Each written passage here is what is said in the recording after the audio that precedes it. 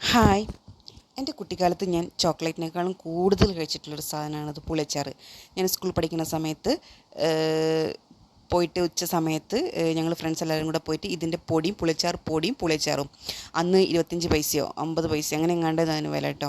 എൻ്റെ കുട്ടിക്കാലത്തൊക്കെ ഞാൻ വിചാരിച്ചത് എന്താ അറിയോ, ഈ പുളിയില്ലേ നമ്മുടെ മരത്തിൻ്റെ മേലുണ്ടെന്ന് പുളി പഴുത്ത് കഴിഞ്ഞാൽ നമുക്ക് അങ്ങനെ തന്നെ കഴിക്കാമല്ലോ. അതേമാതിരി തന്നെ ഒരു പഴം പഴുത്തിട്ട് അതിനെ പാക്കാക്കി വരുന്നത് എന്നുള്ളതാണ് എൻ്റെ കുട്ടിക്കാലത്തൊക്കെ ഞാൻ കരുതിയിരുന്നു കേട്ടോ. പിന്നെയാണത് മനസ്സിലായത്, അത് പഴം അങ്ങനത്തെ മരത്തിൻ്റെ മേലെ നിന്ന് പറിച്ചിട്ട് അതിൻ്റെ മേലെ അതിൽ ശർക്കര എന്തൊക്കെയോ ഇട്ട് മിക്സ് ചെയ്തിട്ടാണ് പാക്കാക്കി വരുന്നത്. പിന്നെ എന്ന് പറഞ്ഞാൽ അതിൻ്റെ പൊടിയുണ്ട്.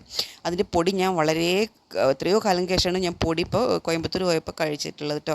ആ പൊടി എന്ന് പറഞ്ഞാൽ ശർക്കരയ്ക്ക് പകരം അതിൽ പഞ്ചസാര ഇട്ടിട്ട് ആ സാധനം ഉണക്കിയിട്ട് മിക്സ് ചെയ്യുന്നതാണ് പൊടി.